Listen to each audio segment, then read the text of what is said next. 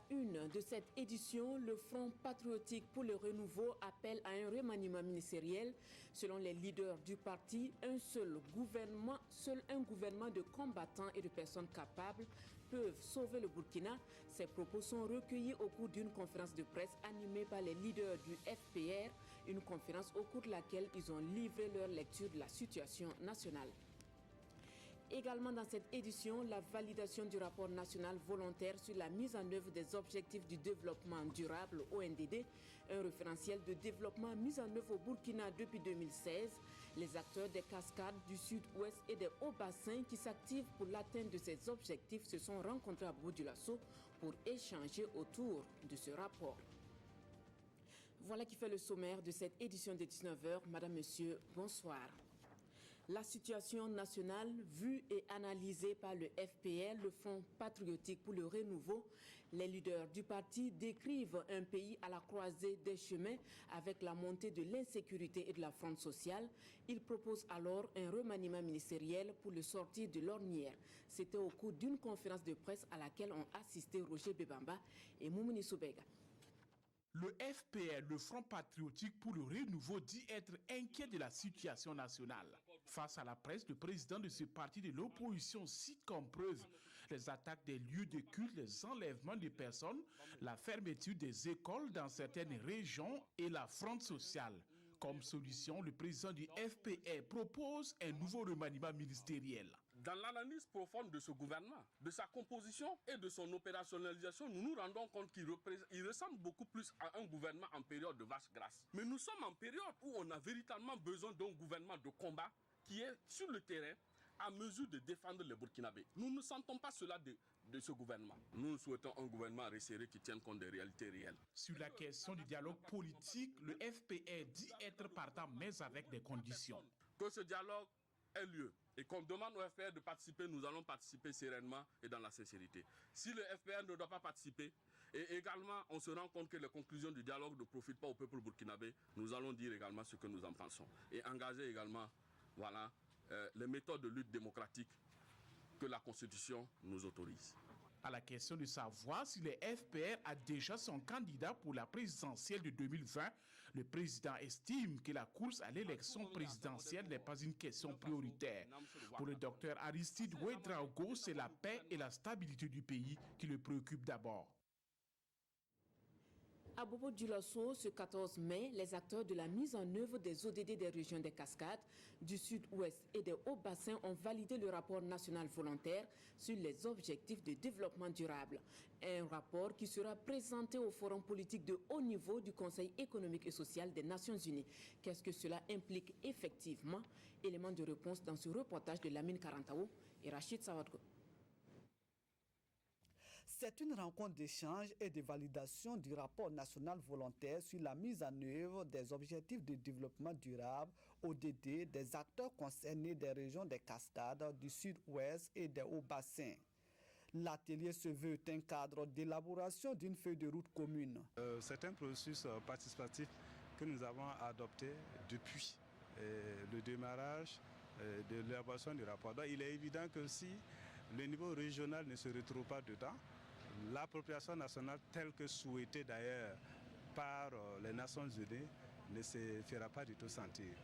Parce que les agendas du développement, notamment l'agenda 2030 comme on le dit, c'est un agenda qui se voudrait vraiment ambitieux parce que l'objectif spécifique c'est de permettre de ne laisser personne de côté. Tout en s'appuyant sur une démarche participative et inclusive, les participants auront à examiner les points tels que les processus d'alliement des politiques publiques au ODD, la prise en compte des groupes vulnérables et les mécanismes institutionnels de suivi des ODD. Cet atelier est le bienvenu, voilà, puisque c'est des engagements que le Burkina a pris au niveau international. Je pense qu'il faut faire une pause pour voir comment ces ODD-là évoluent sur le terrain et quelles sont les actions que nous pourrons prendre pour pouvoir corriger certains écarts. Ce rapport national volontaire sur les objectifs de développement durable mis en œuvre au Burkina Faso depuis 2016 va être présenté au forum politique de haut niveau du Conseil économique et social des Nations Unies. Un rendez-vous prévu se tenir en juillet 2019.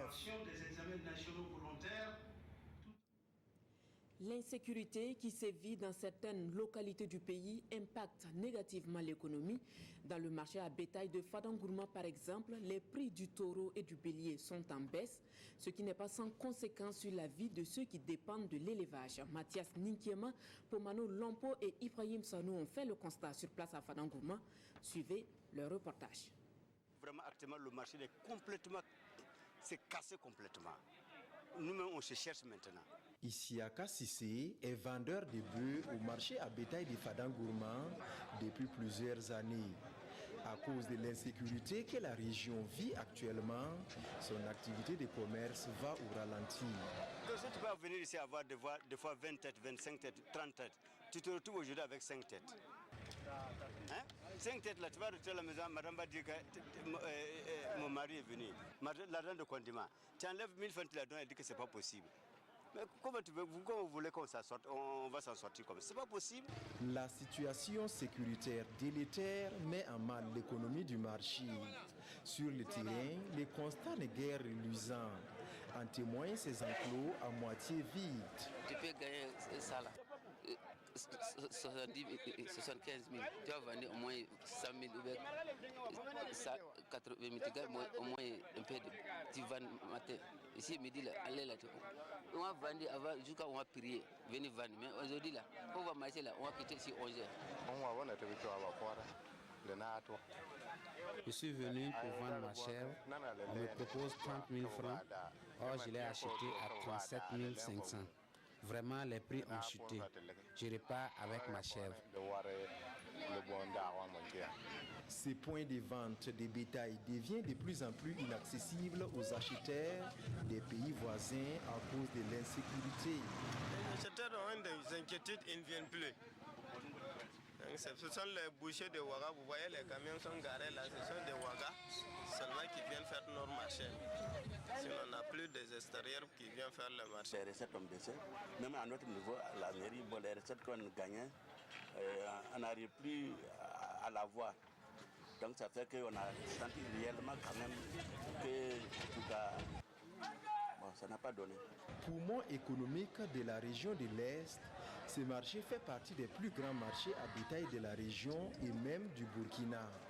Et tous les acteurs intervenant dans la chaîne de l'élevage gardent l'espoir d'un retour de la sécurité pour une bonne relance économique de la région. Même morosité du marché à Douri, mais les acteurs de la chaîne de valeur laitière de la ville disposent désormais d'une plateforme pour rendre le lait local plus compétitif, pilotée par l'Association pour la promotion de l'élevage au Sahel et en savane. L'outil vise aussi à accompagner les petits producteurs dans la conquête du marché, mais aussi à redynamiser les acteurs de la chaîne. Souleymane Kwanda et Sekou Zongo.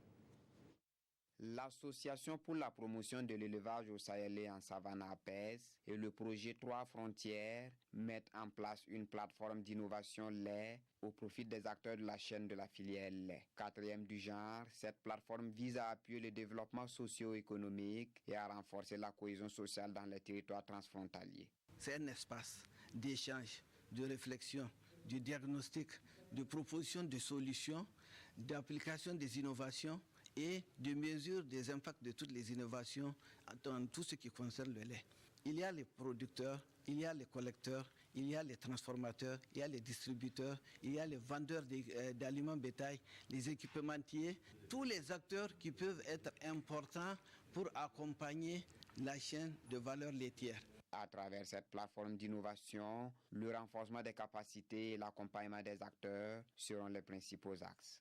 Il y aura le renforcement des capacités des acteurs sur des thématiques spécifiques qu'ils auront choisies, identifiées pour pouvoir les accompagner dans la mise en œuvre de leur activité. Il y aura aussi des appuis qui seront donnés en termes d'aliments bétail, en termes de petits matériels et équipements de mini-laiteries pour faciliter la transformation, en termes de matériel pour conserver le lait. Et à travers la plateforme, on va les accompagner pour mettre en place un plan d'affaires. Et le plan d'affaires sera vendu à tous les partenaires. On dit l'or, là, c'est pour les hommes, mais nous, les femmes aussi, notre l'or blanc, c'est du lait.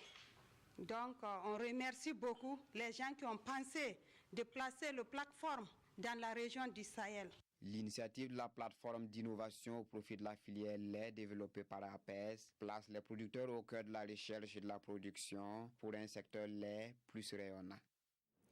Le développement des industries culturelles et du tourisme passe aussi par un accompagnement des ministères et institutions. En tout cas, le ministère en charge de la culture en est convaincu.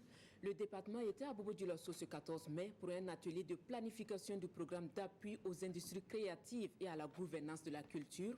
Un programme financé par l'Union européenne à hauteur de 6,5 milliards de francs CFA. Le point avec Ismaël Satunepari. Cette rencontre réunit les acteurs du monde culturel et touristique autour du PEC-GC, le programme d'appui aux industries créatives et à la gouvernance de la culture. Financé par l'Union européenne, il vise la promotion du secteur de la culture et du tourisme au Burkina Faso. Le programme est un programme très important pour le Burkina, qui est une sorte d'appui direct au secteur de la culture de façon principale et accessoirement au secteur du tourisme, dont l'objectif principal, et c'est dans cela que c'est important, c'est d'aider le Burkina finalement à tirer le meilleur parti de son potentiel culturel. En 4 jours, les participants vont échanger sur les actions à mener, tant dans le domaine culturel que touristique, durant l'exécution du programme, prévu pour 5 ans. Le cinéma, la musique et autres domaines, ce sont de grands business dans le monde.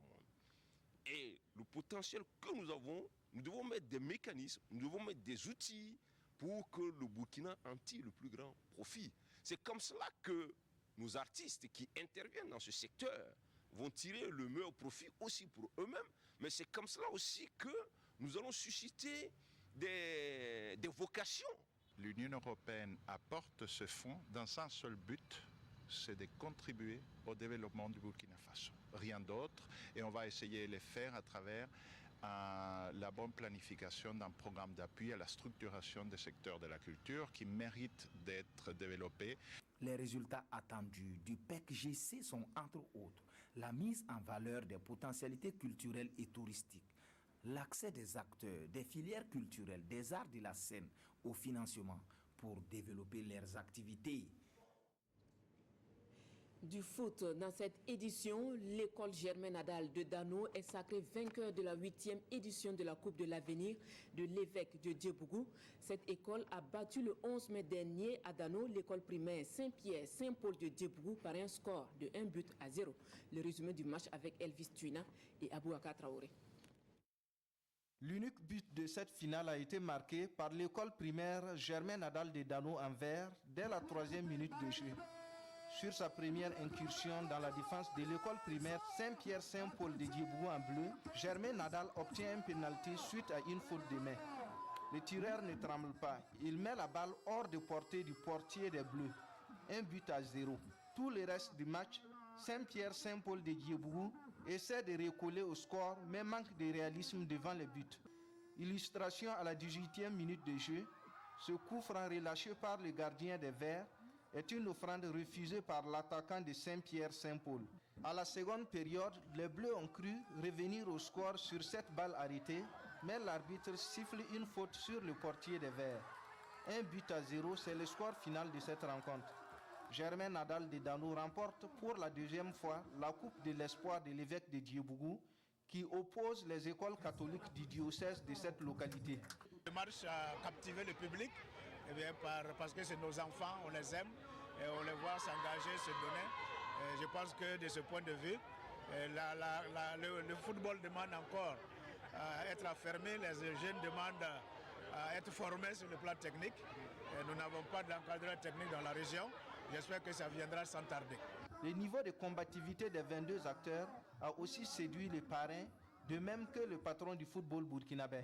Nous espérons tout simplement que ces enfants ont compris aujourd'hui que tout s'acquiert par le travail et l'esprit de communion, de solidarité qu'ils ont développé montre aussi que cette activité ici à Djebougou mérite d'être pérennisée. Nous sommes venus, nous avons vu, nous repartons convaincus et nous pensons que nous serons à la disposition de Monseigneur pour l'accompagner dans son action. Toutes les équipes participantes ont reçu un kit scolaire et un ballon.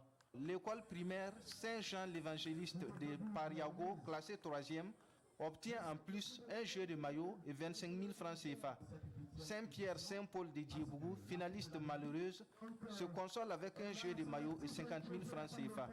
Germain Nadal de Dano repart avec le trophée de la 8e édition de la Coupe de l'Avenir de l'évêque du diocèse de Djiebougou, plus un jeu de maillot et 75 000 francs CFA. Voilà qui referme cette édition de 19h. Merci de votre attention. Le journal de 20h avec Wendata Nathalie Kaoré. Excellente soirée en compagnie des programmes de la RTP.